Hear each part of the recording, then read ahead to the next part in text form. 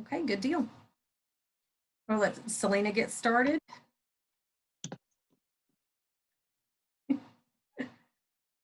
All right, everybody ready? Thumbs? Okay, here we go in 3, 2, 1. Welcome to the Boss Lady Coaching Podcast. I'm your host, Holly Sexton, along with Megan Stith.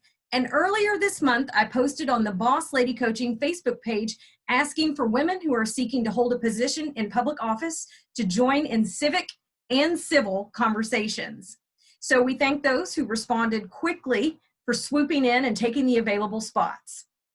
So in this context, as a courtesy, we posted on the Boss Lady Coaching Facebook page seeking candidates participate, as I mentioned. So in this context, the Boss Lady Coaching Podcast, including Megan and me, is nonpartisan.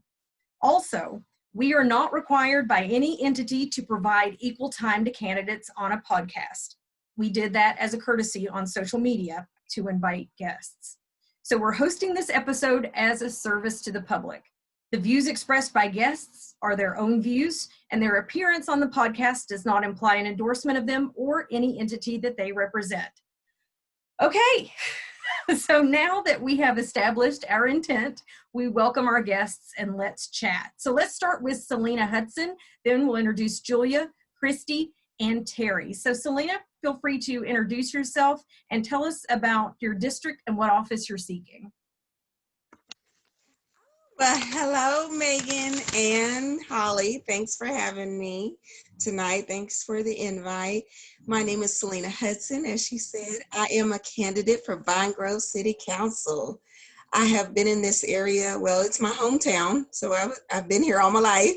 I did leave for a short stint with my husband, who's active duty, well, he's retired military now, but he was military.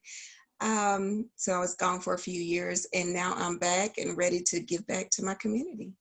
Thanks for joining us, Selena. Julia Springsteen. Julia's up next. Hi, thanks, Boss Ladies, for the invitation. I am Julia Springsteen. I'm running for E-Town City Council. I'm in Elizabethtown. City Council covers the entire city, so there's no districts. So I have a lot of ground to cover. So. All right, next up is Christy Gordon. Welcome, Christy. Thank you, Holly and Megan, for having me. As Julia is, I'm running for E-Town City Council as well. I have been in the Elizabethtown community for about 8 years, and I'm excited to get my name out and make a difference in Elizabethtown. Thank you, Christy. And finally, we welcome Terry Owens. Terry, it's nice to have you on. Hello, Boss Ladies. Thank you for having me. I am running for City Council in the great city of Radcliffe, which is sisters to Vine Grove and Elizabethtown. So I like seeing our women there. And I thought after retiring here in 2017 and actually leaving my family here in 2007, I said, what great place to continue to serve than the place that I left my family safe and tucked away and having to rely on that city to make sure they're okay. And I think with my background in different places I've been and different experiences in leadership, human resources and budget planning, I strongly believe I can bring something to this city that they have not seen. And if elected, I'll be the first female veteran Hardin County has ever had. And I think that's a tribute to just the type of people that we have here in our area. So thank you for having me. Well, welcome home, and we're going to hear more about that in just a little bit. So Megan, we'll start the Q&A with you. We have you up with the first question. All right, and just again want to thank all of you for being with us. We talk so much about women running for office and how important that is, and you all are doing it. You're putting yourselves out there and being brave. So just really excited to hear more about your visions for every part of our community. So we'll start with Selena. And Selena, what do you consider the most important issues that are currently facing your community of Vine Grove? That's a great question, Megan. And first, let me tell you a quick a tidbit of information about Vine Grove. Vine Grove is the fastest growing city in the state of Kentucky, and it is the safest city in the state of Kentucky. It has been voted and settled. And that's my story. I'm sticking to it. However, we do have our issues, and one of our issues is stormwater drainage. We have a drainage problem in Vine Grove, and it's a severe issue. It's getting worse over time. And we just found out that there's erosion under our main street. So we do have to get that. That's our most immediate issue for Vine Grove, and we need to get that fixed as soon as possible. The mayor and the council just voted for a stormwater fee to be applied to our water bill every month. And so that will help us, but it will not get us out of the water, so to speak. We will also need grants and additional funding from the state, and I'm actually working on that as we speak. So, thank you. Fantastic. Thank you, Selena. Terry, you hit on this a few minutes ago, but why are you seeking public office? Again, after, I guess, leaving my family here, I wanted to be able to represent the 30 years I've already served to the nation. And I said, what better way to be engaged and to contribute and to show compassion for the city that I left my husband and daughter in than to try to serve with it and to represent the citizens that are here and bring my diverse background here and not be wedded to the ideas that have been here in the past. You know what happens sometimes when you stay in a place for a long time, you kind of think the same way. You don't necessarily bring in other ideas. You're kind of wedded to what you've seen. It's similar to what someone said, you cannot be what you cannot see. So I've been in a lot of places. I've seen a lot of things, good, bad, and indifferent. I probably can survive on a can of beans and a can of caviar and manage a budget in between. I've lost soldiers and loved ones like some of you have. And I think having that kind of background will help bolster a city move forward than to stagnate or have slow growth. So that's what I want to do. I want to get in there and not talk about it, but be about it. Thank you very much, Terry. Thanks, Terry. And I would love to ask Christy a question. So, Christy, you've expressed in public forums that you have ideas about engaging the youth in our community and in local government. So, can you tell us a little bit about what ideas you have in mind? I can, Megan. As you know, you work with the youth every day, so you know it's an issue to get them to even care sometimes. I really think it comes down to creating a culture that's going to make the youth feel empowered and significant. Just making them a part of the conversation as well as the decision making. If we can keep them engaged in the vision and discover what will keep the next generation motivated to pursue careers right here in Elizabethtown. If they feel understood and see that they're truly being represented, they're more likely to participate in the civil life of their community and engage in the local government activities. I think that mentorship should be a huge part of this culture. Mentors can see where we need to improve, and they encourage us to expand our knowledge. Having a mentor can speed up the learning process, helping our youth to better tackle the challenges that their mentor has encountered in the past. I think that one of the most critical things is to have a role model. And like Terry said, you can't be who you can't see. Thank you, Christy. Julia, you're up. Julia, what do you envision local government's role in the community to be? Well, I think we throw around the word, I'm unmuted. Hey, I did it. Okay, good. Sorry. I think we throw around the word community quite a bit. I mean, the usual definition's a group of people with characteristics in common. I think most people consider their community to be people who all look like them or have similar educational levels or jobs or in the same neighborhood. But I don't think local government officials have that luxury if they truly want to be public servants. So local government to me means caring about more than the people who can vote for you. It means working to make the lives of people who can't or won't vote for you better also. And to me, that means local government leaders need to be uncomfortable. They have to listen to stories that are hard to hear without passing judgment, and accepting people where they stand and finding ways to help them move forward from there is really important. And also, it's not all on the government to make change, in my opinion. We already have nonprofit experts on food insecurity, pet overpopulation, and the homeless.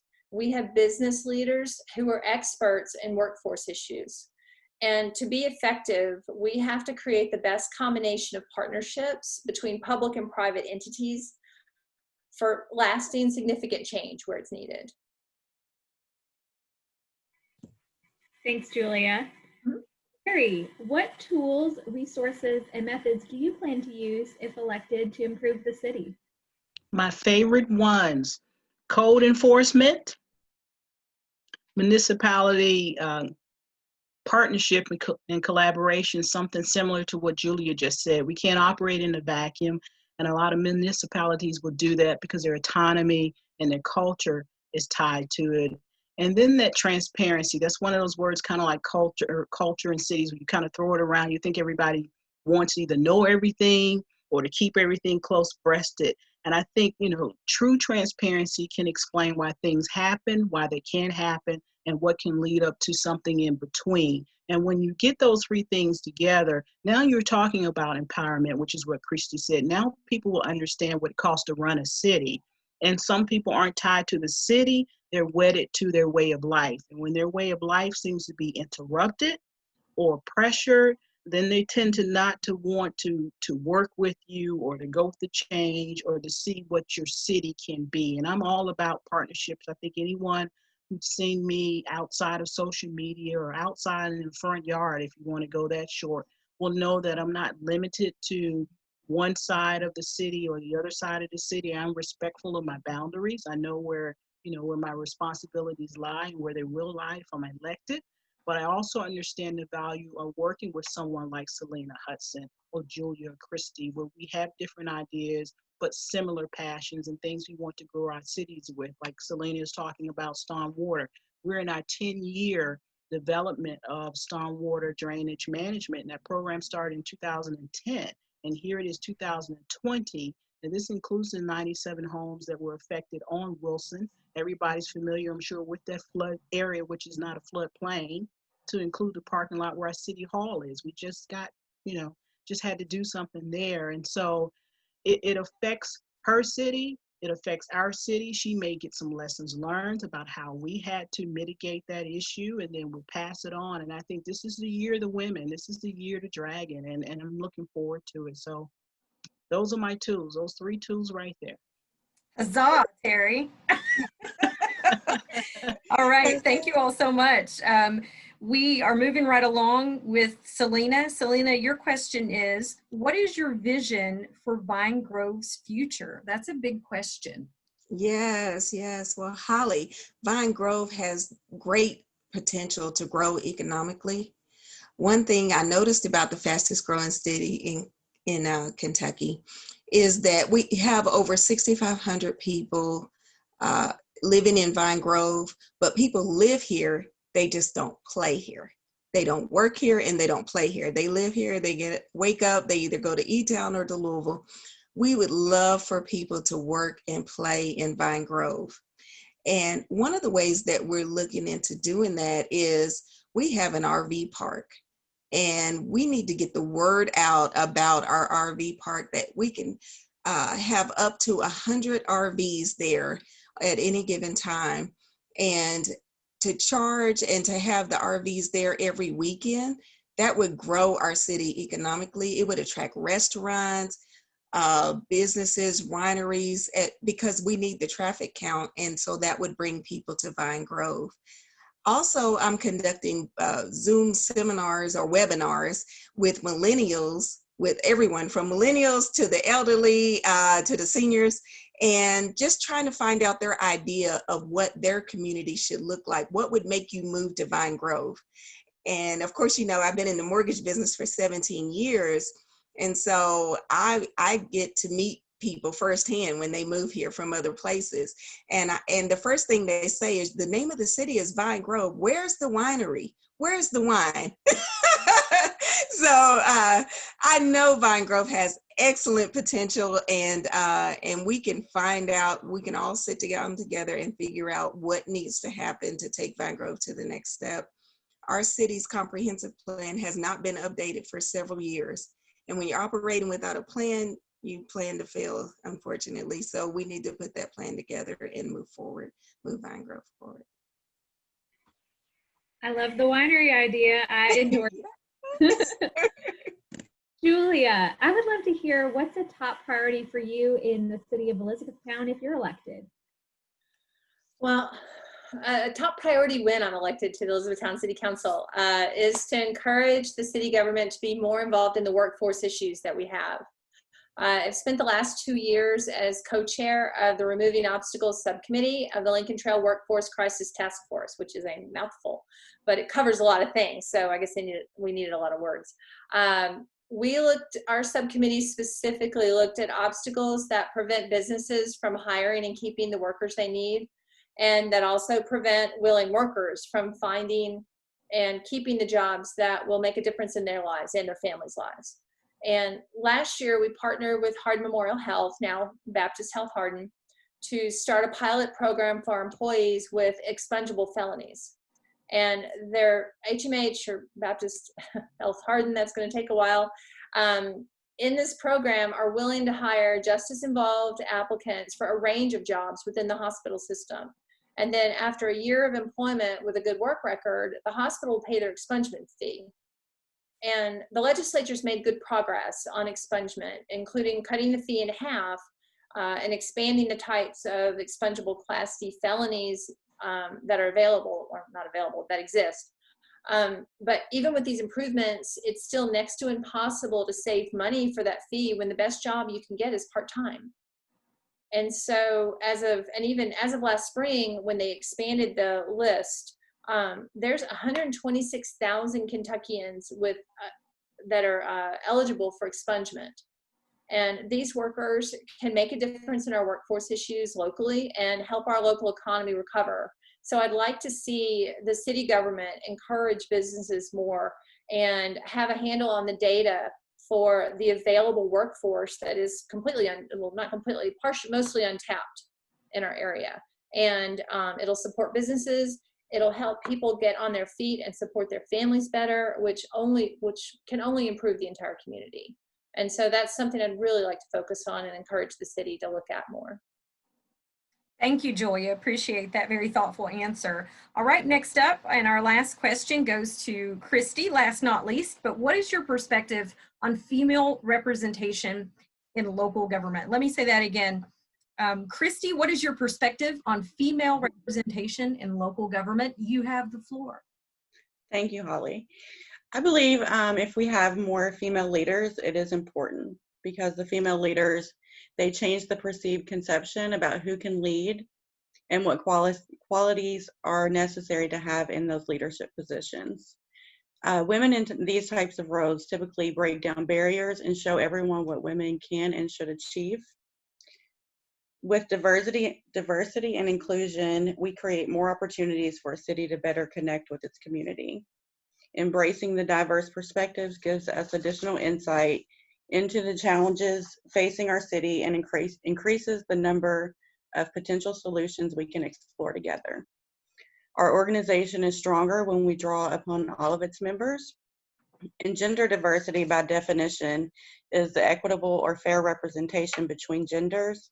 More than half of the U.S. population, as well as the Elizabethtown population, is female, yet only a small percentage of women hold public office. I do believe that a successful city organization continually learns and evolves. I can get behind that, especially that last statement. But this conversation is completely nonpartisan. So thank you very much. Yes, you're welcome. Now I'm going to break fourth wall and let our listener know that this is just a small 2-question interview per participant. And if you'd like to learn more, they will be happy to share with you, to talk with you. They also have plenty of tools on their website too. And I invite you to visit their websites and give them a call. All of them are personable and available to you. And they'll answer any questions that you have. And they are open to having uncomfortable dialogue, as you heard. So please, please, please, take the 2 questions that you heard here from each of the participants and go a little deeper and ask more questions and do a little more research. And we're going to make that easy for you. So Julia, we'll start with you. This is plug time. How did people find out more about you and ask more than 2 questions? Well, to find out more about my background, which I probably should have shared earlier, but you know what? I won't take our time now. Go to votejuliaspringsteen.com and you'll find out that I'm an attorney, I'm a volunteer in the community, and I'm a mom. And all three of those things go into my campaign. You can also, I've left my cell phone number on about 3,000 voicemails, so it won't hurt here. It's 270-748-1100. Give me a call, give me a text. If I don't answer, I will get back to you as soon as I can. You can also email me at what's that email? Text me or find my website. I can't remember my email, I'm sorry. That's okay. When we post this, feel free to put it in the comments. How about that? Thanks, I will. A total welcome. brain save there. Okay. No problem. I'm feeling that. I mean, it's not like we're not in a pandemic or homeschooling or, any of that. Nothing's going on. It's all Plenty of grace here. All right, Christy, you're up next. How do people get in touch with you or find out more about what you stand for in your platform? Okay. You can always visit me at the hotel Monday through Friday, 9 to 5. Or as Julie, you can go to my website, votechristygordon.com. I have a Facebook page, Christy Gordon for E-Town, or maybe it says for Elizabethtown City Council. My telephone number is 270-506-7064. And my email is just christygordonforeatown@yahoo.com. All right, and same as Julia, feel free after this post Yes. to put the rest of your information in the comments. All right, Selena, you are up next. There are several different ways you can get in touch with me. The best way to reach me is 270-319-1796. That is my cell phone number. If you Google my name, my number comes up everywhere. You should not be able to not find Selena Hudson. However, my website is shudsonforvg.com. And that is also the same for all of my social media pages, Twitter, LinkedIn, Twitter, Instagram, and Facebook. My Facebook page is also Selena Hudson, candidate for Vine Grove City Council, and just Selena Hudson. You can find me everywhere. I have a big sign in my yard that says Selena Hudson, candidate for Vine Grove City Council. You're like, just ask somebody. They'll know. That's anyway. I'm a little bit of everywhere. Yes. All right, Terry, you're up next. How can people get in touch with you and find out more about you? Very simple. They can call me at 502-715-2522. My phone sits next to my stand, so it is on 24 hours a day because I'm also in the Red Cross. I'm always on call for something. They can find me on Facebook. It has Terry Owens, and that's Terry with the Y, and it's a photo that shows me and my husband. And you can get me also at voteforterry@yahoo.com. But I tell people just call me. They can also message me by way of Facebook. All right, fourth one again. Listeners, these people are totally available to you, and that should just be a representation there of how they have a commitment to serve. Megan, I know you're not running for anything right now. How can people find out more about Boss Lady Coaching? We are at bethebosscoaching.com and also on Facebook. That's probably how you found us. But I also just wanted to take a minute to thank all of you ladies for the years of service you have already given to our community. And I think it is so important that when you're putting your name on a ballot and you're running for office, that you don't just wake up one day and decide that you want to do that. And I think you all have been running even before you knew you were running, because you care about the community and you have spent many, many hours of volunteer service, many times behind the scenes, many times not thanked enough. So no matter what happens on election day, I know you have our community's best interests at heart. And I'm just so grateful that we have leaders like you who are willing to step up and take risks and know that you are going to do great things for our region no matter what. I concur, and thank you all so much for attending today. And we do appreciate your commitment to serving the communities where you live. You're already doing it. And please share, and like I said, you shared how we can find out more about your campaign, but we wish you the absolute best. And we know that come what may, all of you win, right? Come what may on election day and after, we know that you'll continue to serve the community. So this is where we wave like crazy and we say goodbye like Mr. Cartoon. Bye. And we'll see you out campaigning. Be well, and thank you so much for joining us today. We appreciate it.